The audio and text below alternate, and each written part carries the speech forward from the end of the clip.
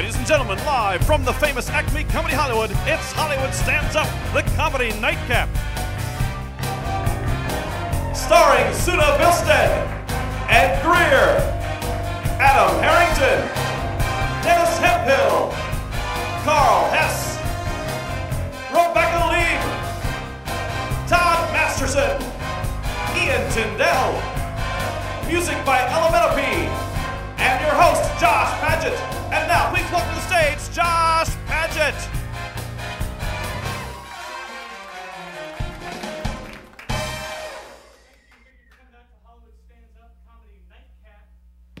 Stand-up comedy without a microphone. Hey, just kidding. There's a microphone. Don't worry. Don't worry. How are we going to hear everybody? Ladies and gentlemen, thanks you for coming out. My name is Josh PAGET. I'm your host. If you didn't recognize me from the picture in the opening credits, I have a beard now. That's what's different. I don't know. Well, I think it's almost a beard. I'm working on it. It's a work in progress. So I feel like I'm tired all the time. Has anyone done some research on that? Like, there's some people out here who have a beard. You're tired, right? It's taking up energy to grow the beard, right? It's like it's taking too much of my CPU to have this beard. I'm falling asleep all the time. It's horrible. Ladies and gentlemen, Valentine's Day. Let's talk about it. Who here had a good Valentine's Day? Anybody? Nobody. Everybody hates Valentine's Day, right? I don't know if you just watched on Facebook, but everyone's typing in Valentine's Day, sad face. It's like maybe if you're more communicative in life, you'd be lucky in love. People are, Valentine's Day. They get upset, like it's personally offensive to them, right? But it's a holiday for couples. So I don't understand like why you're offended that you can't participate. Like you just can't. I'm sorry. You don't see that with other holidays. You know, you don't see that with like Shrove Tuesday. Here we go again, Shrove Tuesday. Another Shrove Tuesday coming on and no one to cook me pancakes. St. Patrick's Day has come once again, another year, and I can't celebrate all the joys of being redheaded and pale-skinned lost on me. No, we don't care about that. Every other holiday, it's like, yeah, Cinco de Mayo, I'm Mexican, just drink, drink, drink, drink, drink. That's our impression of every other kind of, like, ethnicity, right? It's just like, they drink a lot, that's how we celebrate their heritage.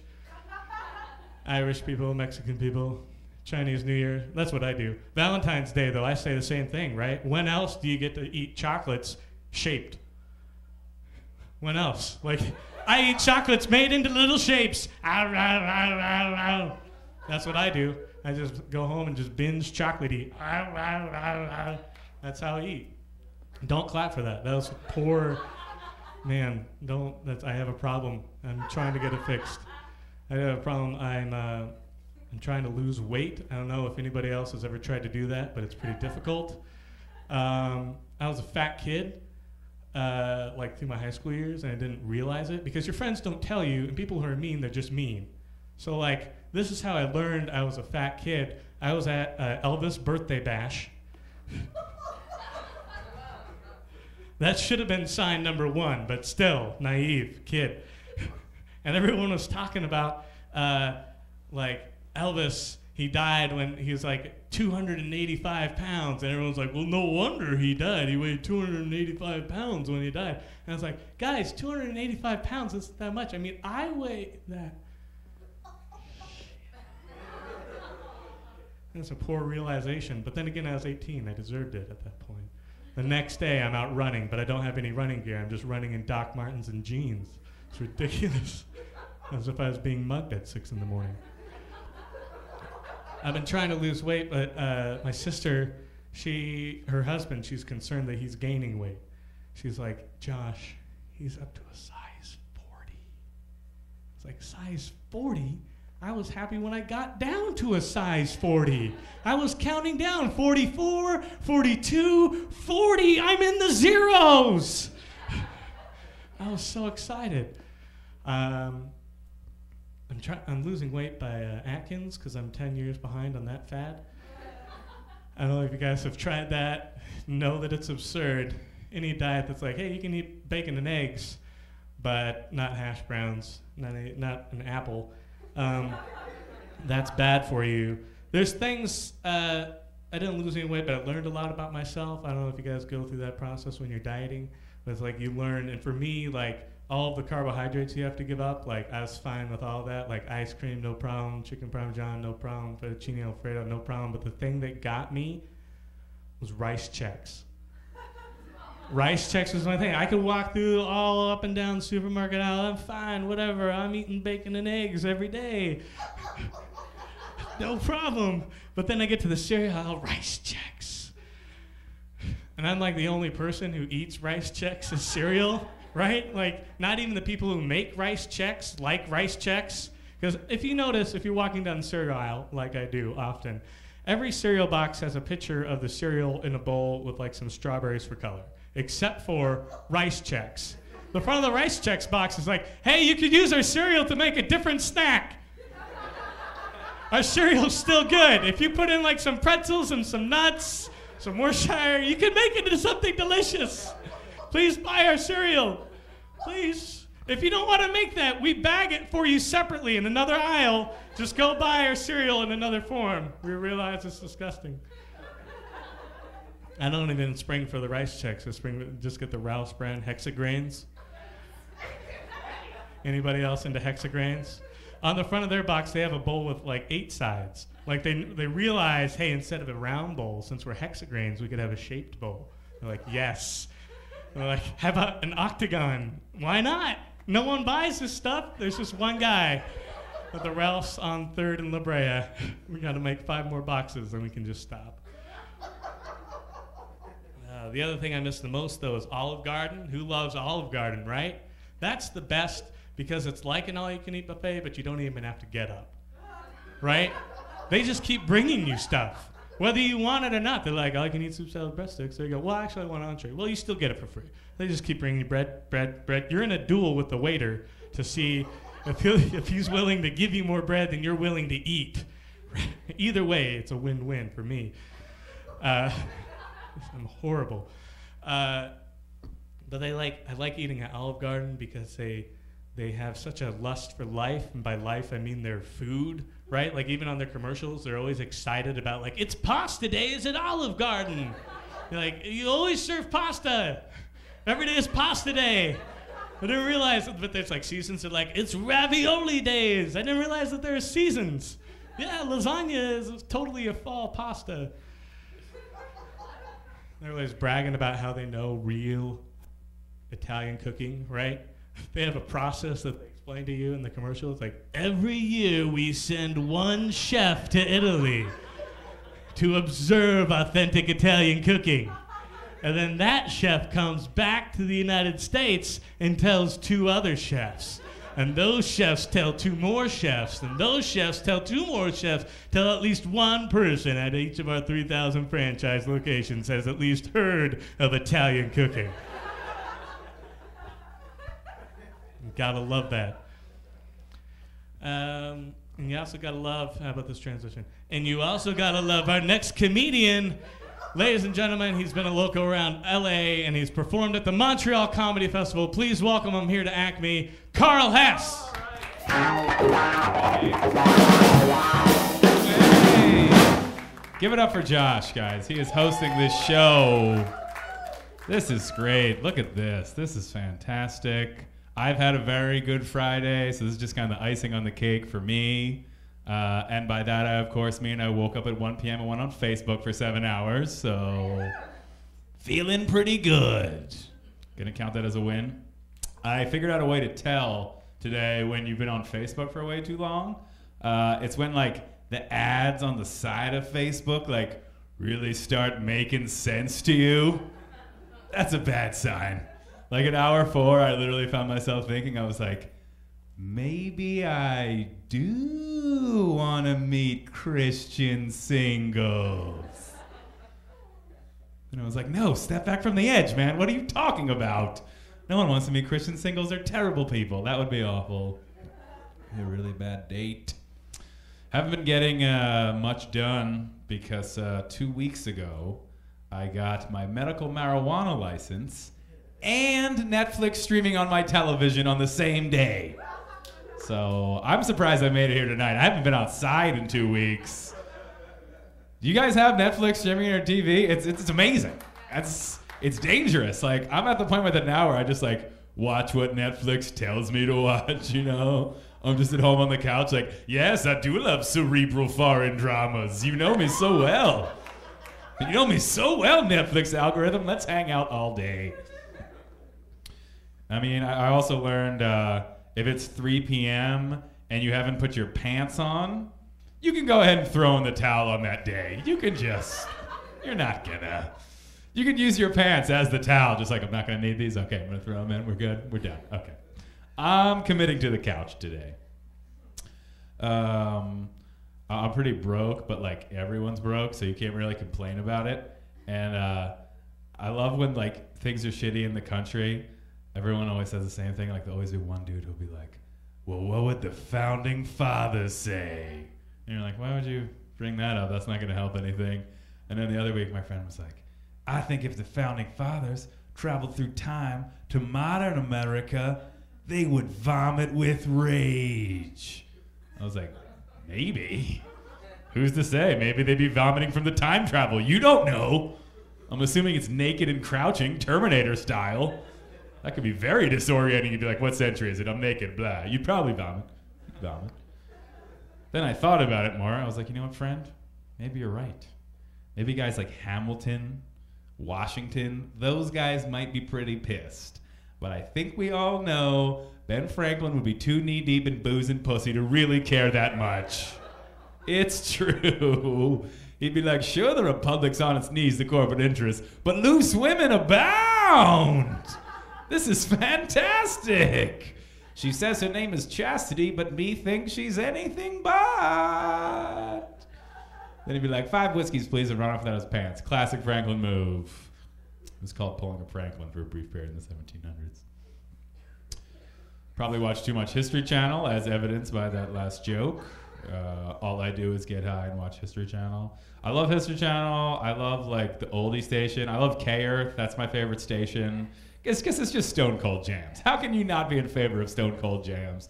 And you know, I listen to K-Earth all the time. Got a lot of Motown. Got a lot of good stuff. But then they play that one song all the time, and I hear it like 3 times a day. It's a song where it's like, in the summertime, scream-a-doo-ba-da-ba, and you get right up and you do the thing. You guys know it's a summertime song. Everybody knows that song. Like, it's on constantly. So like the other day, I'm driving, that song's on, and then like one part of that song just goes, have a drink, have a drive, go out and see what you can find. That's a terrible device, oldie station. Why would you tell me to do that? Because I will do that. So then I was like, oh shit, I don't think I've ever actually listened to the lyrics of this song. I'm gonna do that. So I turn it up, I'm listening in the car. Next verse of that song literally goes, if her daddy's rich, take her out for a meal. If her daddy's poor, just do what you feel. What the hell? That is the creepiest advice I've ever heard in my life. What kind of message is that? Yeah, she's wealthy, you probably want to take her to dinner. She's poor, you know what the hell you want to do. What's she gonna do, hire a lawyer? Hey-o. It's like, this is the best and worst song I've ever heard in my life. So next time when you're in the car, listen for that one. I just went, I don't have health insurance, but you know, my 3-year plan of just being really safe is working out really well. So don't worry about me, guys. But I got sick. I had a sinus infection. So I had to go to Citizens Medical Clinic on North La Brea. Hell of an operation. And like I'm in there, the doctor's writing me a prescription for antibiotics. And I'd heard that if you drink on antibiotics, they don't work. So I was like, I should probably bring this up. So I was like, Doc, what's the deal with drinking on this medicine? Is that going to be a problem? And he goes, well, what's your lifestyle like? What are your hobbies? And I was like, tacos and leisure. He was like, what? I was like, I'm a stand-up comedian. He was like, okay. Do you drink a lot? And I'm always very like hesitant to reveal the full spectrum of my substance abuse issues to medical professionals, you know, as you are. So I was like, define a lot. And he just goes, you drink a lot. And I was like, well, no, hold on, you know, like, let's not be hasty. Like, you know, what do other people usually say when you ask them that question? And he just goes, they say no. I was like, okay, you got me on that one, Jesus.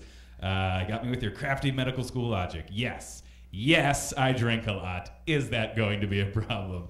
And then he just goes, you know what? You're not gonna die. Do whatever the hell you want. And like my drunk brain, my first reaction was like, yes, party time. But then my immediate second reaction was like, this could just be a terrible doctor. So get health insurance, that's my message. I'll leave you guys with this. I just went and visited my brother. He's like a ski bum. He lives out in Aspen, Colorado. So I'm like flying out there. You know, Aspen's got like real rich dudes and like ski bums. So I'm sitting next to this like real rich dude on a plane, like nice suit, nice watch, expensive haircut, like this business dude. Doesn't look at me the entire flight, which was weird.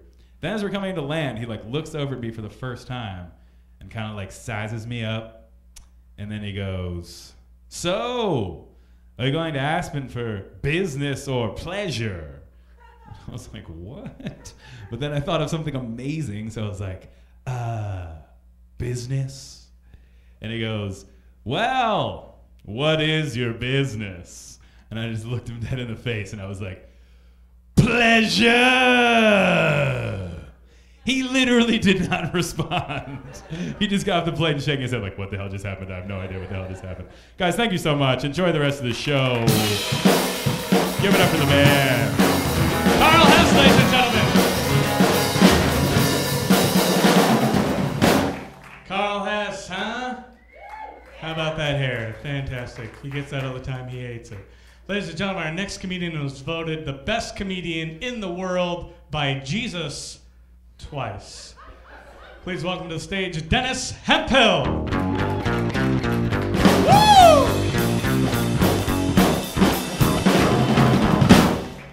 Hey guys, how are you? My name is Dennis Hemphill, as Josh said. Hey, tell me if this has ever happened to you. You ever supposed to meet one of your friends somewhere? It's like an important writing meeting or something, and they call you and they're like, I'm gonna be like 10 minutes late. And then they show up like 15 minutes late, but they have a Starbucks in their hand. Okay. Hey guys, have you ever been cleaning your house? Right, you're cleaning your house and you go to grab something, picked it up because like I'm gonna pick that up, I'm gonna put that where it goes, right? And you put it right here, right? Put it right here, and then you're okay, I'm gonna keep cleaning, I'm gonna grab some more stuff, and you almost drop it, and you're like,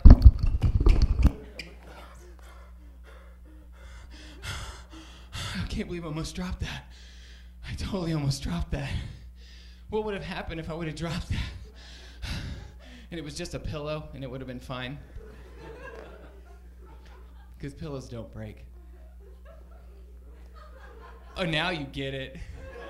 Hey, you ever be cleaning your house, right? And you pick something up and you put it right here, and you're gonna go get some more stuff, right? So you're like, you go get it, and you almost drop it, and you're like, stop turning up! And then you kick it, and it's gone. And you're like, oh my God, I can't believe I just did that. Oh my God, and it was a baby. Woo! And it was a baby. Hey, anyone in here believe in ghosts? Good, I don't, and this is why. I don't believe in ghosts, because anytime you ever hear of a ghost story, what do you hear? You hear a story, but oh yeah, there's a ghost, it's in my house. It's a creepy kid from the 1800s looking for his mommy. Or you hear, oh yeah, there's a woman in white and hovers over my bed at night, scares the crap out of me. That's bullshit. I'll believe in ghosts the day I hear someone talking about a ghost story where they walk in on a ghost from the 1980s just coked up jamming, just, I'm never gonna give you up, never gonna let you down, never gonna try. Oh, you found me.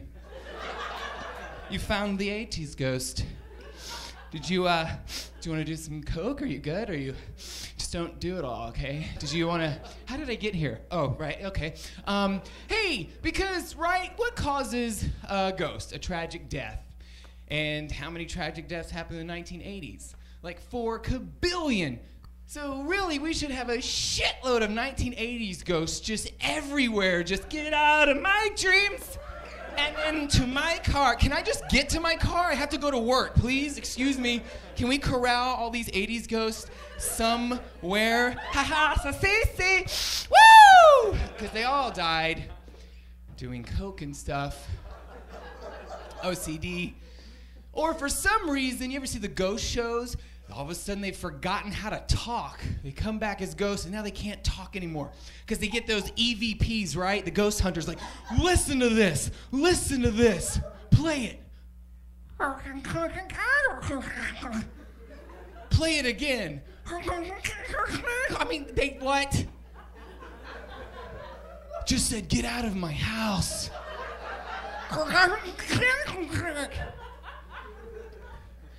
Or there's like some weird selection process where they only let the creepy ghosts, you know, go by, like into back to Earth to haunt everyone. There's like some ghost there, you know, with a clipboard, just, okay, next.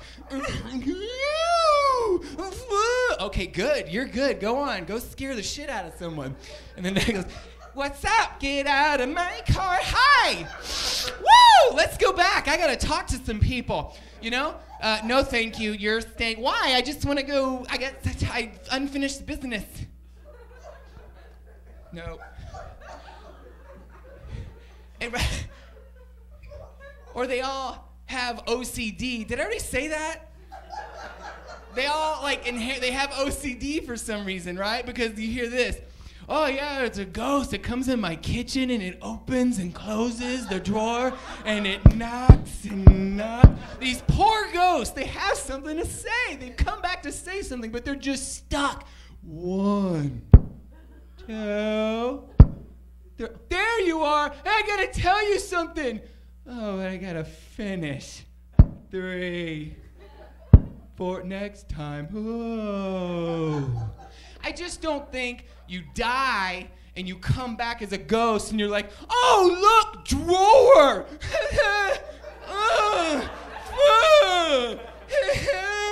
You just don't. All right, guys, thanks a lot. My name is Dennis Hemphill. Woo!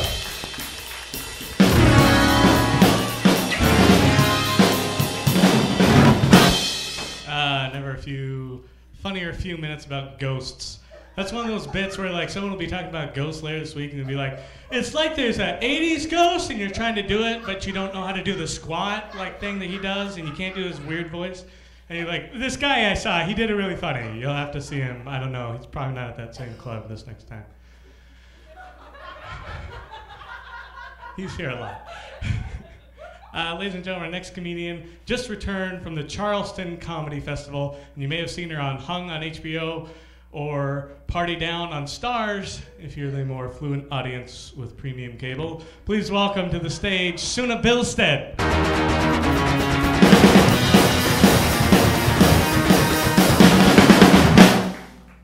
What if I just kept dancing for the whole time and there was no music and you guys were like, is this person gonna talk? Okay, sorry. Hey! What's up, guys? So if you didn't hear him correctly, my name is SUNAH, not to be confused with tuna. Yeah, thanks. You would be amazed at how many people hear that when I introduce myself. I mean, really. Like, I'll say, hi, my name's SUNAH, and they'll just casually say back to me, oh, hi, Tuna, nice to meet you. Really? My name would be Tuna? What kind of terrible human being would name their female child Tuna? Who would do that? Let's see. So unlike other comedians, I suffer from cyclical depression.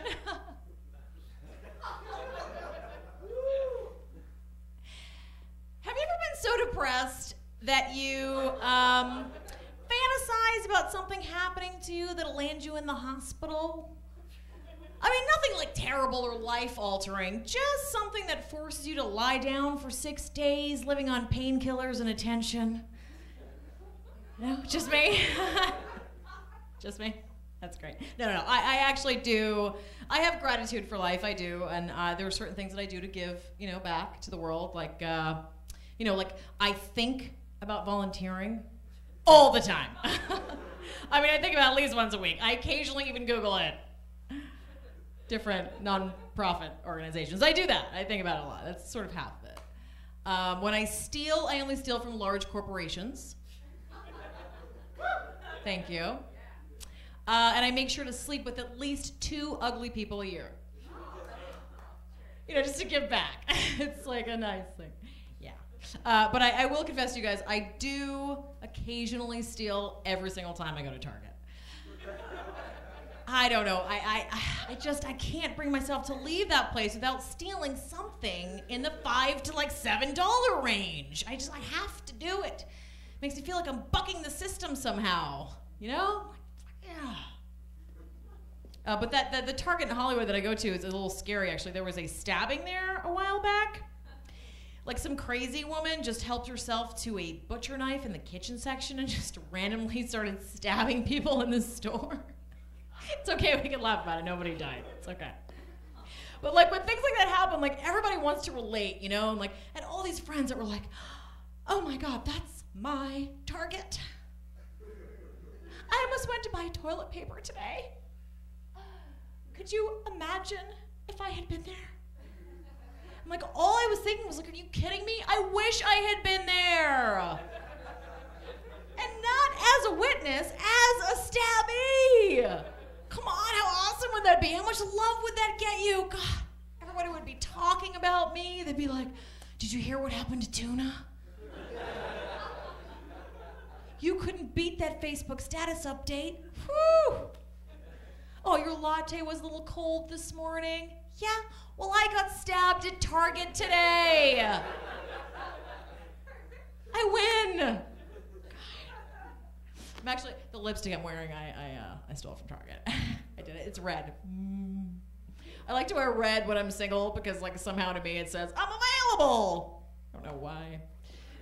I don't always get the reaction I want, though. Like, there was a guy, like, a week ago, really cute guy, like, snappy shirt guy, kind of came up to me and he was like, hey, I like your makeup. That's a little gay. He's like, oh, no, I'm not gay. It's just my mom used to wear red lipstick. That's a little worse. It's a little worse. Yeah. I actually, I lived with my ex-boyfriend. And I have to say, the only thing I found difficult about living with someone was living with someone. Relationships are tough, right, you guys? They're not easy. Something about being a part of like a we is hard. Has anyone ever noticed that we backwards is ew? Ew. No, I'm much more warm and fuzzy than I seem. I'm really great on date, you guys. I'm a great flirt. I'm super feminine and awesome on them. I do all the right things. I was on a date just the other day with a very cute guy. I liked him so much. And he walked into the door, and he's like, we should do this again sometime. And kind of leaned in for a kiss. And I did this. Talk again. Talk again. Like, that's so awesome, right? And girls, that's what you should be doing. Seriously. The best part is we didn't. We didn't talk again. That's the best part. Which is totally what I intended, right? Have you ever been so depressed that you purposely don't water a plant just to watch it die? Yeah? Cool. No, don't feel bad for me, guys. I just joined eHarmony, okay? Woo! Guys, I have 359 matches already. What? Killing it! Woo! Yeah. I don't know if I'm gonna meet the one, but that's just under a year of free dinner. So I'll be fed. No, the real reason why I have so many matches so soon is because I clicked the area on the profile that said I wanted to be matched with men of all cultures. I didn't want my computer to think I was racist. And now I know Pacific Islanders love the tuna. Oh, so many. Oh, yeah. Well, that's my time, you guys. So talk again.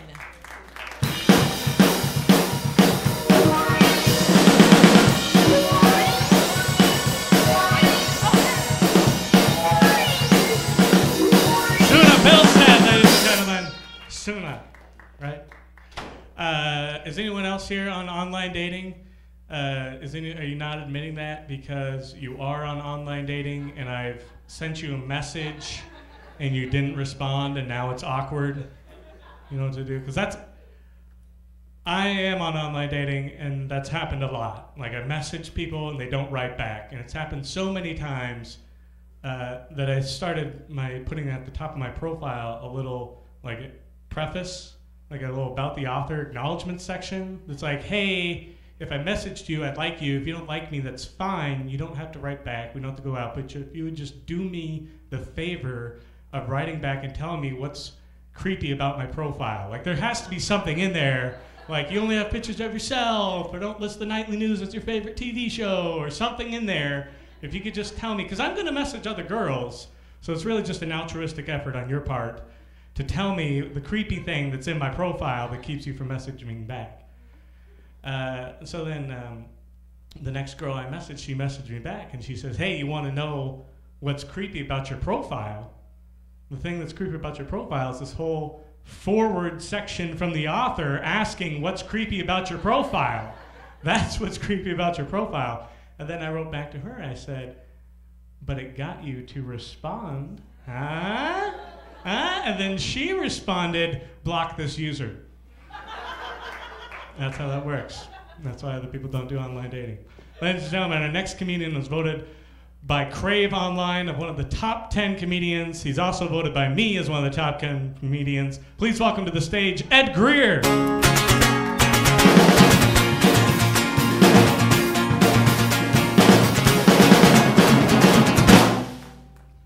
Oh, that was wonderful. I heard you guys were friendly. Let's get it on. I just got fired. Yeah, I just got fired. And they disrespect you so thoroughly when you get fired. They had a woman trail me out, bless you, to make sure I didn't steal anything. I looked her dead in her face, and with as much dignity as I could muster, I said, bitch, I've been stealing.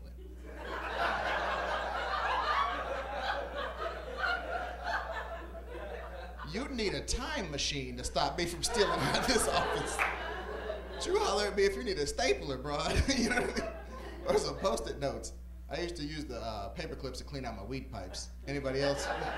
You gotta make that job work for you. You dig? I had these two ladies next to me. I'm so glad that I got fired to get away from them. You dig? Because dude, they used to argue every day about who would make a better husband, George Clooney or Brad Pitt. These two office manatees, you know what I mean? Like, it's like, dude, me and my friends don't argue over this stuff. You know, back in the day, Spider-Man versus Superman or something like that, you know, but it just seems so silly that they were arguing over Dream Wiener. You know? Dream Wiener! It's so funny that they were arguing over that. And then one of them said, George Clooney's gay anyway, girlfriend. He's gay. 50 years old, doesn't have a wife, doesn't have a kid, gay. The other one piped up, voice of reason. She said, George Clooney's not gay, he's just scared. He's scared to let one woman love him and be that responsible for his happiness. If I saw George Clooney walking down the street, I'd say, marry me so that we can be happy. That's like me rolling up on Bill Gates talking about, rob this bank with me so we can be rich. Come on, you scared, Bill Gates? You scared of this opportunity? For happiness? You're refusing happiness. It's ridiculous. And it's like, George Clooney can get any woman he wants. There's no disrespect to any of you ladies in here, but you know it. You know it. You willingly acquiesce to the fact that George Clooney could scoop any of you up. You know why? Because he's awesome. He's charming. You know what I mean? George Clooney's got, man, he's got a wine cellar full of broads. He can break open the Asian 84 anytime he wants to. Just bust out the package. Psh, smelling the Brio. This is a good Asian 84. It smells like Hello Kitty calendars and candy. You know? My God, that's the exact reaction I wanted. Oh my God. What a weirdo. My God. You know what's funny? I don't want to be the guy that finds racism everywhere. I don't want to be that guy. But the show 24 was remarkably racist. It was remarkably racist. People ask me, well, they had 2 black presidents. How could that show be racist? What the show is basically saying is if we ever elected a black person, Kiefer Sutherland would have to save the world every hour of every day. That's super racist to me, you know? And I was thinking, but you know what? I've always spoken this way, and a lot of messed up white people have confused me for one of the good ones. You know what I mean? You know what I mean? Like when I was 12, I went to a hayride. I went to a hayride in Kansas City, and some white dude stumbled out of the party and said, boy, these Negroes really ruined the party, but you're okay, brother. These Negroes ruined the party, but you're okay, brother? It's like they took my whole blackness away. You know what I mean? I wanted to bust into an AC/DC musical to show them that I'm black. I just like AC/DC. You know what I'm saying? I'm assimilated slightly, you know? Like maybe, can you guys help me? We gotta do the AC/DC musical? I would start out like, give me that opening riff from, it would be Back in Black, but I'd call it Actually Black. Yeah.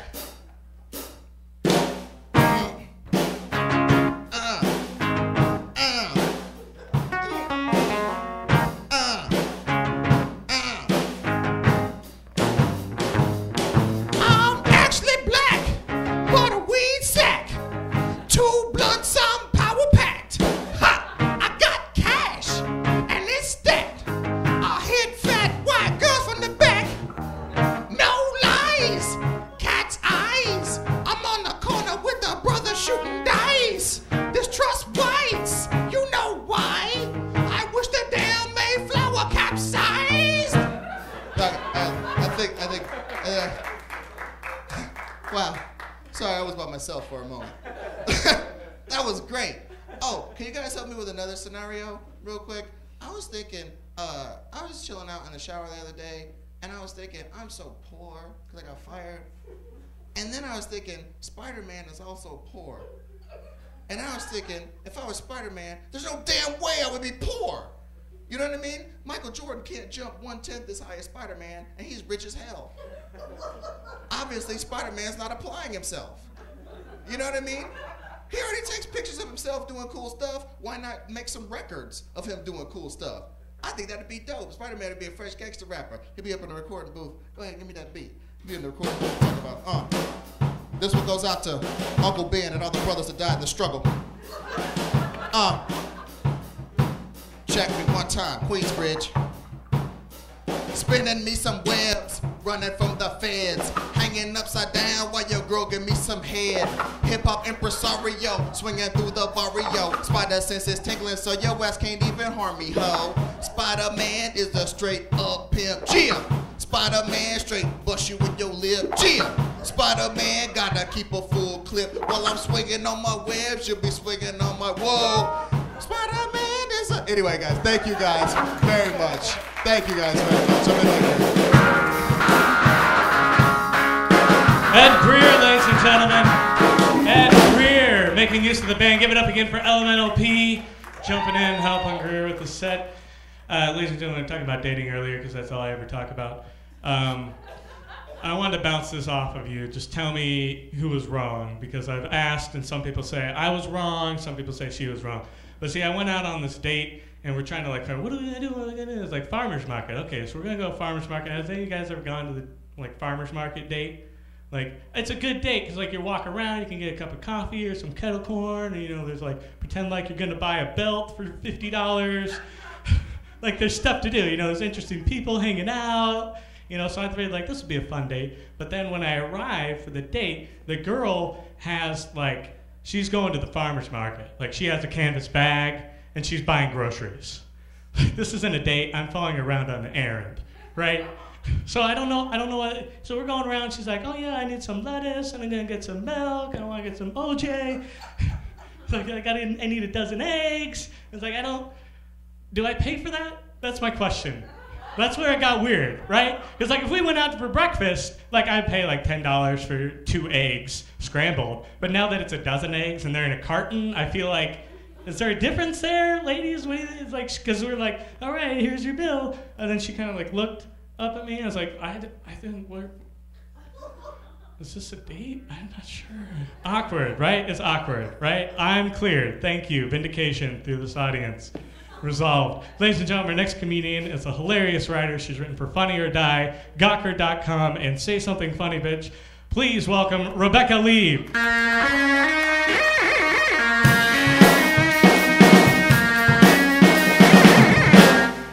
Hello, everyone. I already got a laugh. This is great.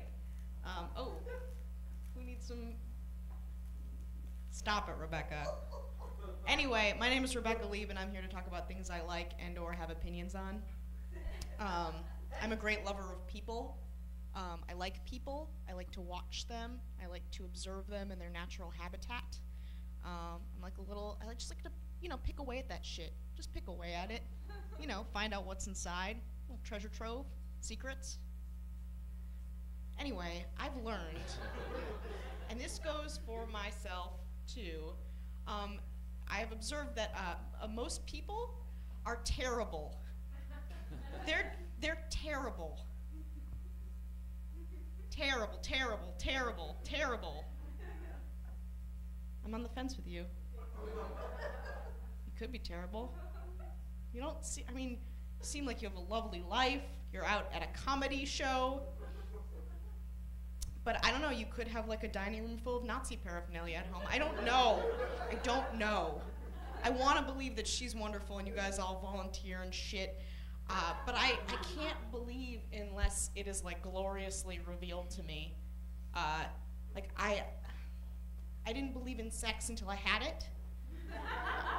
I thought it was just like a gross, just a scurvin dervish of fluids and elbows, shame. I didn't care for it, okay? I didn't want any of it.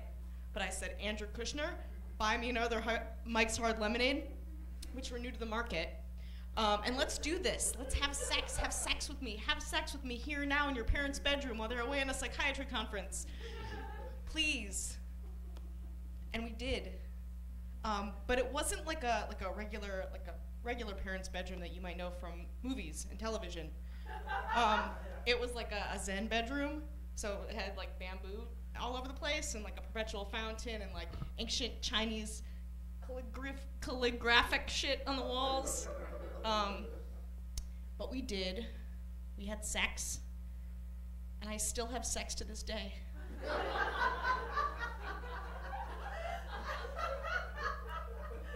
Other things I like. Horses. I like Indian food a lot. I like the farmer's market. I do like the farmer's market, Josh. He liked the farmer's market too. We all like the farmer's market. Listen, every little girl has a dream. Some girls dream of being like nurses, or like teachers, or like young moms, or like part-time like aides, in schools, or like dental assistants, like scrapbookers. I'm sorry, ladies, you can be all these things. I just want to buy shit at the farmer's market. That is all I want to do, okay? And I get to live that dream every Sunday morning when I wake up, still fucked up from the night before, get out of my bed, and go to the farmer's market to buy some overpriced Persian cucumbers.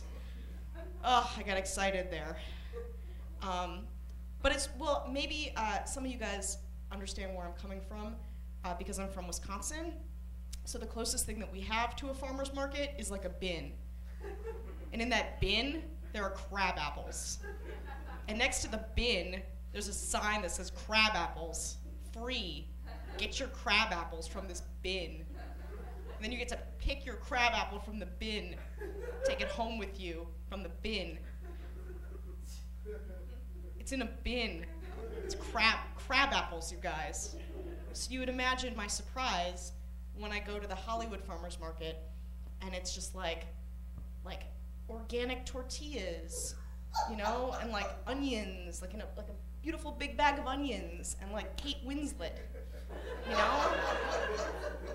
And it's just like, oh my God, Kate Winslet buys the same goat cheese overpriced goat cheese that I buy. And Kate Winslet, like, you look beautiful in your like little like weird fucking sundress that I could never afford. I don't have that, Kate Winslet. Kate Winslet, your children are beautiful, Kate Winslet. I loved you in Titanic, Kate Winslet, when I saw it with my parents. We sat in different rows. Kate Winslet, your children, again, are beautiful, Kate Winslet. You probably have a wonderful house, Kate Winslet. Kate Winslet, do you want me to take your groceries home with you, Kate Winslet? Kate Winslet, I love you, Kate Winslet. I love you. And sometimes you get thrown out of the farmer's market. That's okay, because I get to live my dream once a week, buy my vegetables, take them home, and let them rot in my fridge next to my Tecate Light. I like my life, you guys. Other things I like. Cheaters. I like the show Cheaters a lot. I watch the shit out of the show Cheaters. Okay, and I also like the things between, like the commercial breaks between Cheaters, when it's like, you know, like there's like the women and they're like doing like fancy like call this sex line thing, you know? They just got right to it. They're like the most committed actors I know, because they're in like a sexily lit stairwell and they're just like doing their shit, you know, and like they have the tube top and it's coming down. There's like a Glade plug-in in the corner. You're like, what? A Glade plug-in? But then they're like really committed, and then they're like doing something else, like doing like a crossword puzzle. They're not doing a crossword puzzle. Maybe their taxes, not doing their taxes. And so they'll like turn to you and they'll be like Montebello or LA. Montebello does not exist, I don't think. And they'll be like, pick up the phone, pick up the phone, we wanna pick up the phone, pick up the phone, call me and pick up the phone. And they're tube top, pick up the phone, I'm in a sexily lit stairwell, pick up the phone, Glade plug-in, pick up the phone, pick up. I could do that all day, but I won't. Thank you, guys have been great. Ladies and gentlemen. I've never called one of those numbers, but if she was doing the ads, I would do it in a heartbeat. Oh, so sweet. Valentine's Day has passed. We've moved on another year. Ladies and gentlemen, our next comedian has performed at the Boston Comedy Festival. You've also seen him on Scrubs, and It's Always Sunny in Philadelphia. Please welcome here to ACME, Adam Harrington. All right. We choreographed that, thank you. What's up, guys? Good. It's exciting. When I was driving here, I drove by a billboard that's down the street a little bit. I don't know if you've seen it. It's for Jurassic Park The Ride at Universal Studios. And it says, Jurassic Park The Ride, now wetter than ever. So I drove by that billboard and I thought, man, I want to fuck that ride. So that was fun. As I drove up La Brea, I was shopping the other day down at the new mall over in Santa Monica. I don't know if you've seen it. It's lovely. It's really cool. They got a lot of good stuff. I was there like Tuesday, 3 p.m., and I was walking by. I noticed they had a club at the mall, which was pretty cool. I was like walking by. It was all darkly lit, like, so I kind of was like, fuck it. I just walked in Tuesday, and I needed a break. And it was cool. Somebody greeted me, gave me a drink. You know, a lot of good-looking people. The music, which was cool. And then I noticed kind of some provocative art and photographs on the walls. You know, scantily clad people, mostly men, kind of. You know, with no shirts on various rafts in nondescript ponds.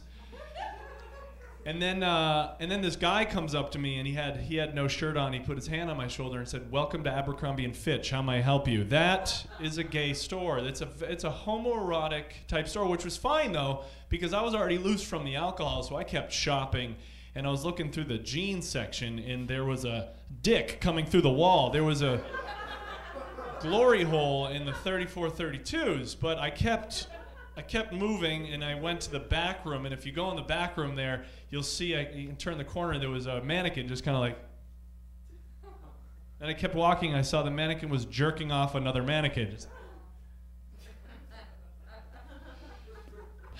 the mannequins apparently weren't enjoying it. I don't know why The mannequin was like, he was squeezing too hard.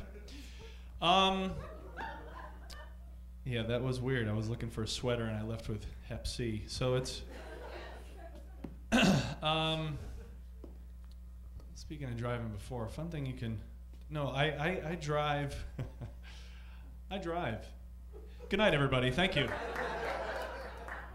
No, what's the thing, like, when you're at a light and you're the second person behind somebody at a red light and they take like 7 seconds to drive before it turns green because they're doing just fucking everything in their life, you know? That's their only job, is to watch that light turn green. I always get behind the person who's sending like a fax, releasing like a carrier pigeon, calling their mom. So, but that's where the honk comes in handy, right? It's very deliberate and the person just moves on. I want to start using the honk in my non-car life. Like, I was at inside the post office the other day, which was fucking weird anyways. And I was there, and the person in front of me didn't see that person, you know, teller number 8 was open. So rather than have that kind of awkward conversation of like, you can go, I just want to go, ha! And she would have just done.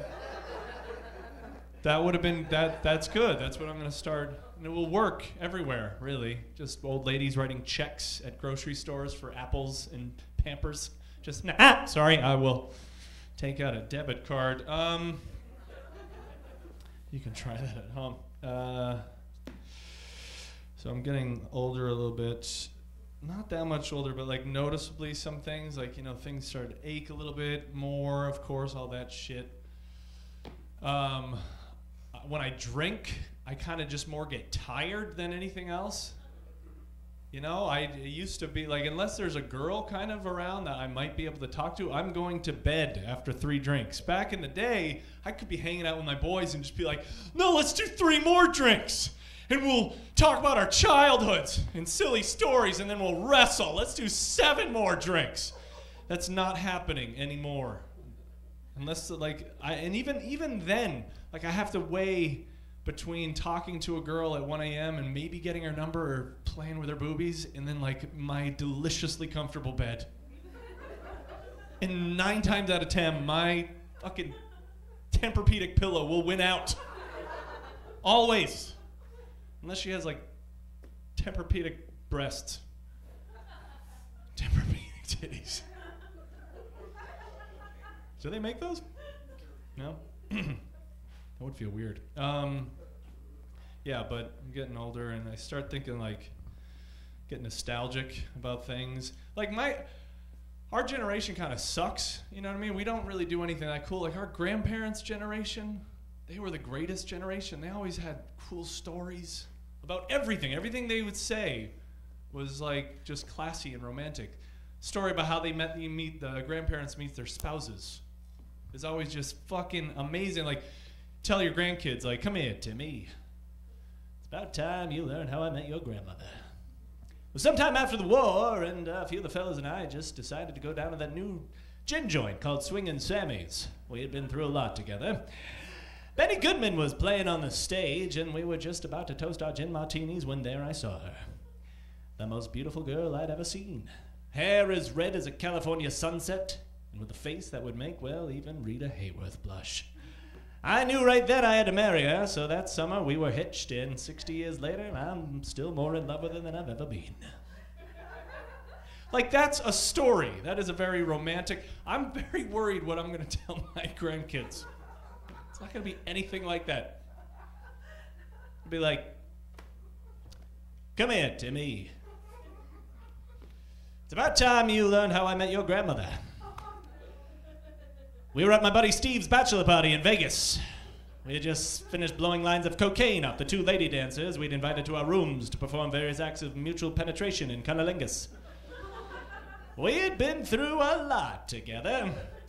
Well, a few of our fellas and I decided to go down to that new club on the strip called Hot and Wet Pussy. We walked in and Akon was blasting through the speakers. We were just about to toast our Jägerbomb shots when there I saw her. The sluttiest bitch I'd ever seen. Dressed as whorish as a VH1 reality star and with tits as fake as your robot brother Edward. Your brother's a robot, Timmy. It's about time you learn that. We have the technology now, and you gotta face the facts. Well, then I saw her, and I realized I had to make her my wife. So that summer we were married, and 5 years later, I found out she was fucking my buddy Steve. So that's why I'm in this trailer in the middle of the desert. Post-apocalyptic and sad as hell. Timmy. All right, thank you very much. You guys have been good. Enjoy the rest of the show. Adam Harrington, ladies and gentlemen. Ladies and gentlemen, the next comedian is a featured cast member on Johnny McGovern's Big Pimpin' Podcast. Sorry. Gay Pimpin' Podcast. I was close. My apologies to Johnny McGovern. He's also open for Jimmy Fallon, and he is gay famous across the country. Please welcome him here to Acme, Todd Masterson.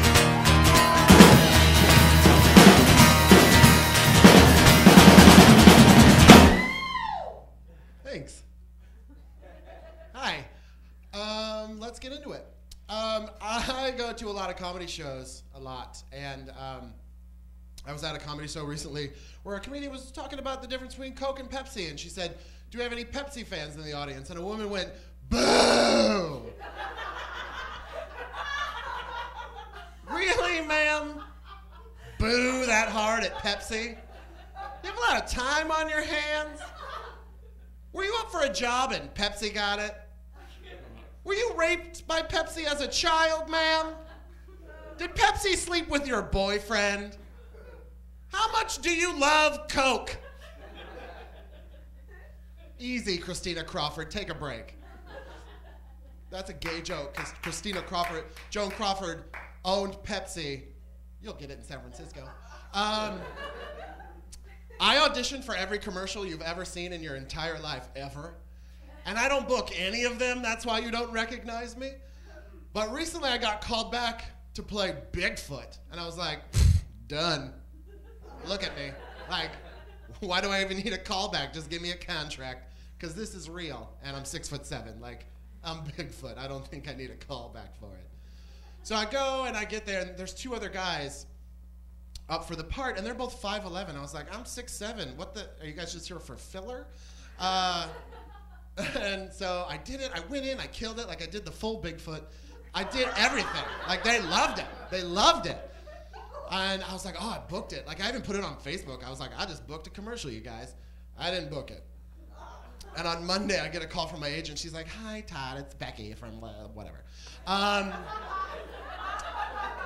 The producers really loved you, but you're too tall for the costume. I'm too tall for Bigfoot, Becky? I'm too tall for Bigfoot. It's his name. His name is Big. His name isn't 5'11" foot, Becky. His name is Bigfoot. Get a bigger flipping costume. Wait, why did you tell me that, Becky? Why couldn't you just say, nope, didn't get it? Like, why'd you have to say too big for the costume? So now I can't buy pants off a rack in a store, and I can't find work for the rest of my life? Thanks, Becky. Ugh. I don't want to talk about it. Speaking of auditions, I get a lot of casting notices, and recently I got one that said, audition for the show Cats to benefit cats. So I opened the email, and apparently someone was doing a performance of the musical Cats to benefit a charity for cats. If you donate your money to a cat charity, you are an asshole. AIDS isn't cured yet. Cancer. Alzheimer's. No, you want to give your money to cats. The one animal that will always survive without human beings. Always. There are cats behind my Ralph's that I know have cat AIDS, and they've been there for 10 years. Cats have living on lock. And if you start a cat charity, don't you technically have to start a mouse charity later? Jerks. I recently heard, I don't know if y'all have heard this, that midgets are trying to get the word midget equated to the N-word on like TV and stuff. What? Really, midgets? Really? You need to own your words, midgets. My friends and I call each other fag and queen all the time because it's funny, all right? We love it. I just picture, like, own it, it's funny, live up to it. I just picture, like, walking down the street and you just hear, midget, please. That broke-ass midget owes me money. Midget, you crazy. And if you want to get rid of midget, that's fine, but we're bringing back munchkin, because munchkins are magical. When you get to town, they bring you candy. So we can do it, midgets. Got all the time in the world.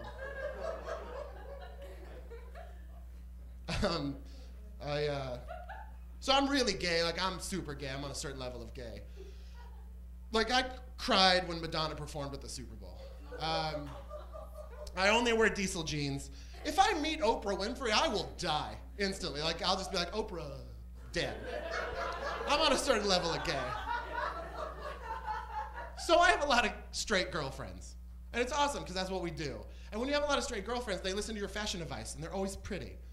But when straight girlfriends get a boyfriend, they stop listening to you, and they start listening to the boyfriend. Carrie is now wearing shape-ups in public. Shape-ups. You know, like, when you're born with one leg longer than the other and you have to wear that weird Frankenstein-y boot, that's shape-ups on both feet. Carrie fell off her shape-ups the other day. She's like, oh God, I fell off my shape-up. That's God telling you to stop wearing shape-ups, Carrie. Usually I say Carrie couldn't be here tonight because she's with her boyfriend, blah. But she's actually here and she's wearing cowboy boots. Are you mad at me? Speaking of shoes, I'm gonna close on this. You guys know what Tom shoes are? They're like a little lace, like wrapped in the, like, it's pretty much like a stiff sock. If you're not familiar, Tom shoes, every time you buy a pair of Tom shoes donates a pair of Tom shoes to starving kids in Africa. Here's my problem with that. Tom shoes aren't food. I have seen the commercials for starving kids in Africa, and I'm pretty sure the last thing they need is a trendy foot. I just picture the truck backing up to the village, and they're passing out the shoes, and one little kid's like, mm-mm. Oh, hell no, mother feather, I can't eat this. Take it back. Also, is it racist? That's my accent for starving kids in Africa. I don't know, I've never been. I'm really just pissed because they don't make them in my size and they're so goddamn cute.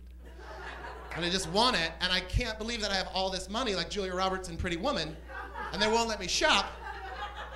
And I got one-upped by a starving kid in Africa. You're not gonna finish your dinner? There's a starving kid in Africa that would love it. Oh yeah, well I bet he's got cute flipping shoes on. And now, if you buy a pair of shoes, they also donate a pair of sunglasses. Hey, Tom Shoes, stop trying to style starving kids in Africa. They don't need Rachel Zoe, they need a bag of rice.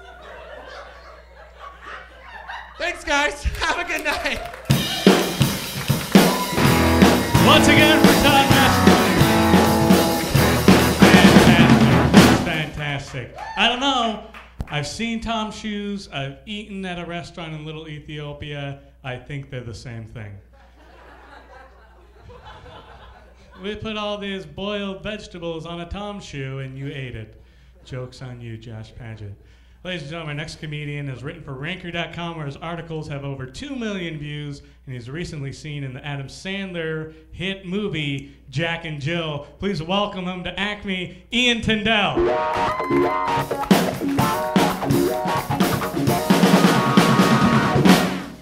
I thought it was going to be a lot shorter. I was like, I'm going to time that kick. And I had to do this whole turnaround. Hey, guys, what's going on? I know what you're thinking. Let's start with that, and it's true. I am adorable.